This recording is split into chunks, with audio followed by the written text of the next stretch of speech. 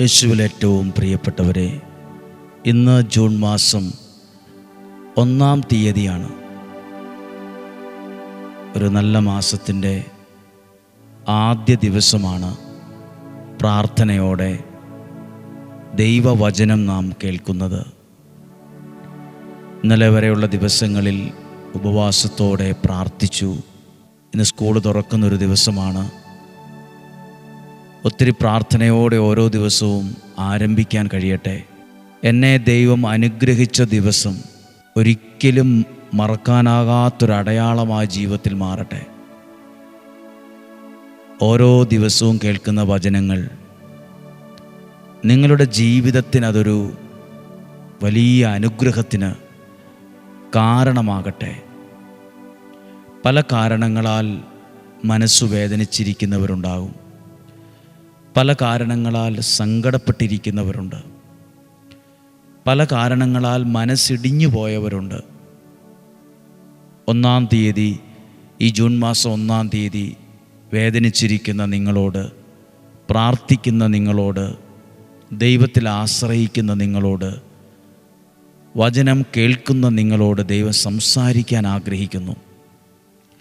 ഇന്ന് ഡെയിലി ബ്ലെസ്സിങ്ങിൽ വചനം കേൾക്കുന്ന എല്ലാവരെയും ദൈവത്തിൻ്റെ ബലമുള്ള കരങ്ങളിലേക്ക് ഏൽപ്പിച്ചു കൊടുത്ത് കഴിഞ്ഞ മാസങ്ങളിൽ വചനം കേൾക്കാൻ സാധിച്ചതിന്, ഈ പുതിയ മാസം ആരോഗ്യത്തോടെ ആയുസ്സോടെ ആയിരിക്കാൻ കഴിഞ്ഞതിന്, പ്രാർത്ഥനയോടെ ഇന്ന് ആരംഭിക്കാൻ കഴിഞ്ഞതിന് നമുക്ക് ദൈവത്തോട് നന്ദി പറഞ്ഞ് പ്രാർത്ഥിച്ചുകൊണ്ട് ദൈവവചനം ഇന്ന് കേൾക്കുന്നത് ഇതിനു മുമ്പ് പല പ്രാവശ്യങ്ങളിലും പറഞ്ഞിട്ടുള്ളതും ചിന്തിച്ചിട്ടുള്ളതുമാണെങ്കിലും ഒരിക്കൽ കൂടി ആ വാക്കുകളെ ഓർമ്മപ്പെടുത്തി പ്രാർത്ഥിക്കുവാണ്.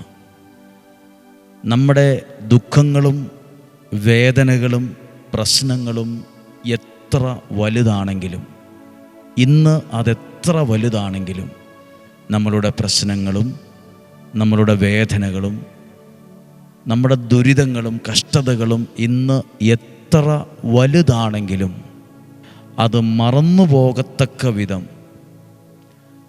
ഒരനുഗ്രഹത്തെ തന്ന് ദൈവം നമ്മളെ മാനിക്കും. നമ്മൾ അനുഭവിക്കുന്ന ദുഃഖങ്ങളും വേദനകളും ദൈവം എങ്ങനെയാണ് അത് അനുഗ്രഹമാക്കി മാറ്റുന്നത്? നമ്മൾ ആ വേദനകളും ദുഃഖങ്ങളും ഒരു പരിധി വരെ മറന്നു പോകത്തക്ക വിധം അപ്പുറത്തൊരു സ്ഥാനം നൽകി, ഉയർച്ച നൽകി, അനുഗ്രഹം നൽകി ആ ദുഃഖങ്ങളെല്ലാം മറക്കാൻ ദൈവം ഇടവരുത്തും. ഇന്നത് ചിന്തിക്കുവാണ്. വായിക്കുന്ന വചനം ഉൽപ്പത്തി പുസ്തകം 41-ാം അധ്യായം 41-ാമത്തെ വാക്യവും 42-ാമത്തെ വാക്യവും. ഫറവോ തുടർന്നു, ഇതാ ഈജിപ്തു രാജ്യത്തിന് മുഴുവൻ അധിപനായി നിന്നെ ഞാൻ നിയമിച്ചിരിക്കുന്നു. ഫറവോ തൻ്റെ കയ്യിൽ നിന്ന് മുദ്രമോതിരം ഊരിയെടുത്ത് ജോസഫിനെ അണിയിച്ചു. അവനെ പട്ടുവസ്ത്രങ്ങൾ ധരിപ്പിച്ചു. കഴുത്തിലൊരു സ്വർണമാല ഇടുകയും ചെയ്തു.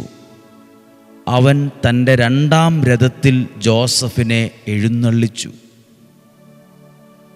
പഴയ നിയമത്തിലെ ജോസഫിന് ഒരനുഗ്രഹം ലഭിച്ച കാര്യമാണ് എഴുതിയിട്ടുള്ളത്. ഇനി എല്ലാവരും ശ്രദ്ധിക്കേണ്ട ഒരു കാര്യമുണ്ട്. ജോസഫിന് ഒത്തിരി ദുരനുഭവങ്ങൾ, കഷ്ടതകൾ, മനോദുഃഖം, ഒറ്റപ്പെടൽ, തള്ളിക്കളയുന്ന അവസ്ഥ ഈ വ്യക്തിക്ക് ജീവിതത്തിൽ അനുഭവിക്കേണ്ടി വന്നു. ജോസഫിനെ സഹോദരന്മാർ പൊട്ടക്കിണറ്റിൽ തള്ളിയിട്ടു. വസ്ത്രം അഴിച്ചെടുത്ത് കീറിയെടുത്ത് അടിമ വേലക്കാർക്ക് വിറ്റു. ജയിലിൽ കിടക്കേണ്ടി വന്നു. നാണം കെടേണ്ടി വന്നു. ഒറ്റപ്പെടൽ അനുഭവിക്കേണ്ടി വന്നു. ഒരു ജീവിതത്തിൽ അനുഭവിക്കുന്ന ഏറ്റവും വലിയ പ്രയാസങ്ങളിലൂടെയൊക്കെ ജീവിതം കടന്നുപോയി. എല്ലാം ശരിയാണ്. ഒരു സൈഡിൽ ഒരുപാട് ദുഃഖങ്ങളുണ്ടായിരുന്നു. പ്രശ്നങ്ങൾ ഒന്നിനു പുറകെ ഒന്നായിട്ടുണ്ടായിരുന്നു. പ്രതിസന്ധികളുണ്ടായിരുന്നു. പക്ഷെ ദൈവം എങ്ങനെയാണ് ആ വ്യക്തിയെ അതെല്ലാം മറക്കാൻ ഇടവരുത്തിയത്? 41-ാം അധ്യായം 41, 42, 43 വാക്യങ്ങൾ വായിക്കുമ്പോൾ അറിയാം.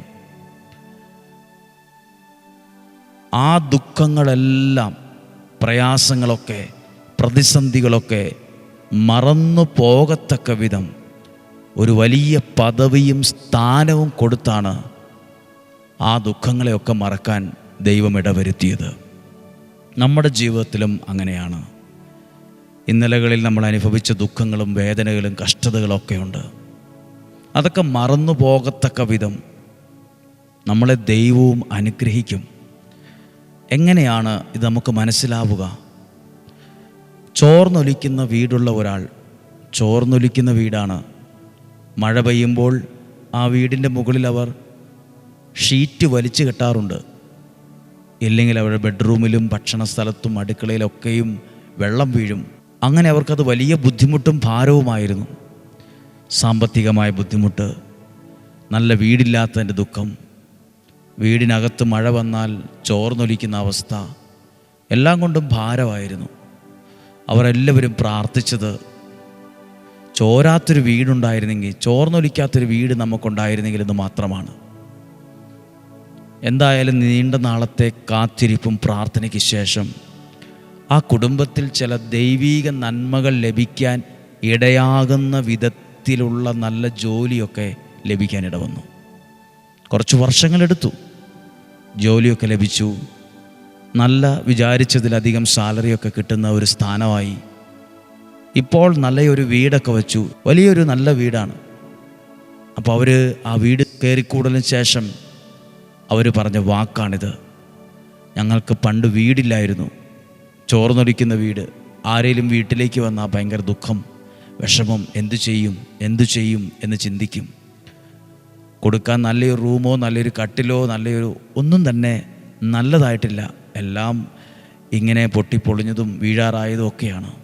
പക്ഷെ അവർ പറയുവാണ്, ഞങ്ങളുടെ ഇന്നലകളിലെ ദുഃഖമൊക്കെ വലുതായിരുന്നു, പക്ഷെ അതൊക്കെ മറന്നു പോകത്തക്ക വിധം, അതൊക്കെ മാഞ്ഞും മറന്നും പോകത്തക്ക വിധം നല്ലൊരു ഭവനത്തെ നൽകിയ അതൊക്കെ മറക്കാൻ ഞങ്ങളെ ദൈവം ഇടവരുത്തിയത്. ഇങ്ങനെ ഓരോ കാര്യങ്ങളെയും ചിന്തിക്കുമ്പം, പ്രാർത്ഥിക്കുമ്പം, ഡെയിലി ബ്ലെസ്സിങ്ങിലൂടെ വചനം കേൾക്കുന്ന ഓരോരുത്തരോടും പറയാം, നിങ്ങളുടെ ദുഃഖങ്ങൾ, നിങ്ങളുടെ വേദനകൾ നാളെ ഒരു സമയത്ത് മറക്കാൻ ദൈവം ഇടവരുത്തും. എങ്ങനെയായിരിക്കും? എന്നും ഓർക്കുന്ന ഒരു നല്ല അനുഗ്രഹത്തെ തന്നായിരിക്കും.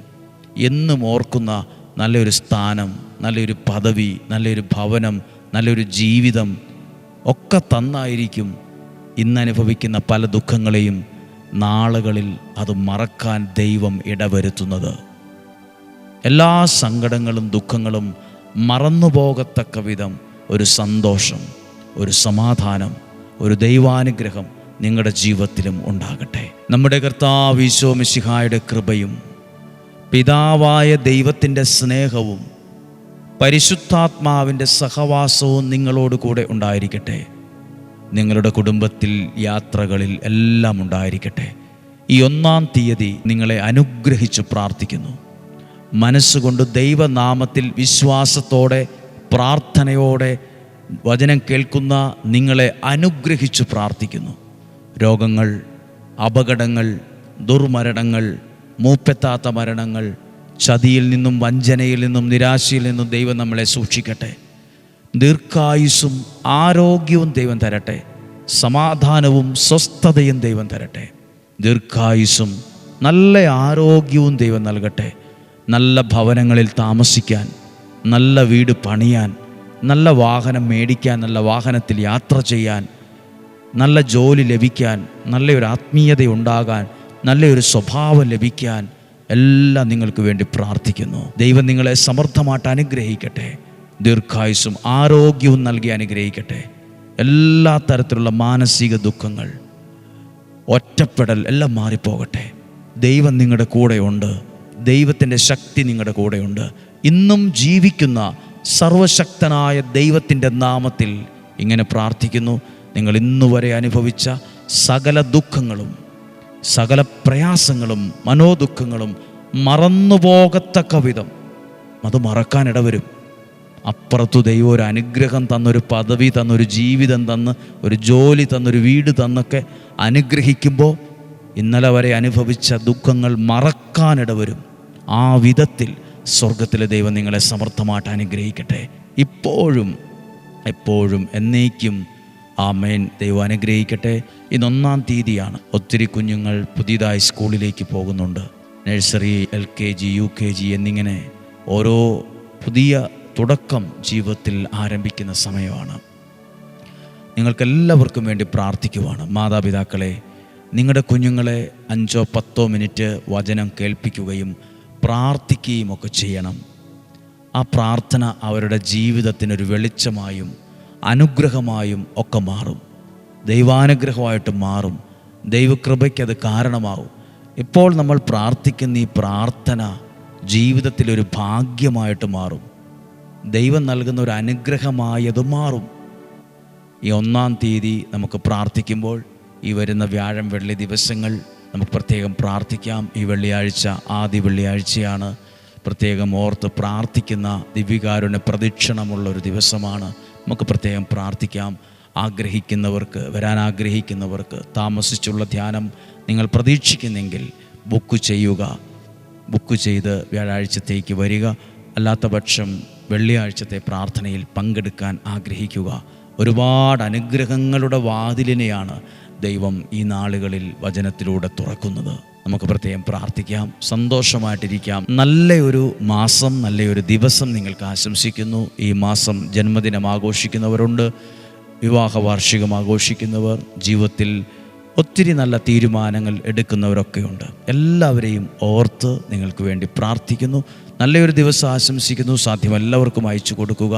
നാളെയും 5:30 ഒരുമിച്ച് കാണണം. 5:30 തന്നെ എഴുന്നേറ്റ് വചനം കേൾക്കാൻ ആഗ്രഹിക്കുക, പ്രാർത്ഥിക്കുക. അതൊരു നന്മയ്ക്ക് കാരണമാകട്ടെ. നാളെയും 5:30 ഒരുമിച്ച് കാണുന്നതുവരെ സ്വർഗത്തിലെ ദൈവം എന്നെയും നിങ്ങളെയും ഉള്ളം കയ്യിൽ എന്ന പോലെ പൊതിഞ്ഞ് സൂക്ഷിക്കട്ടെ. ആമേൻ.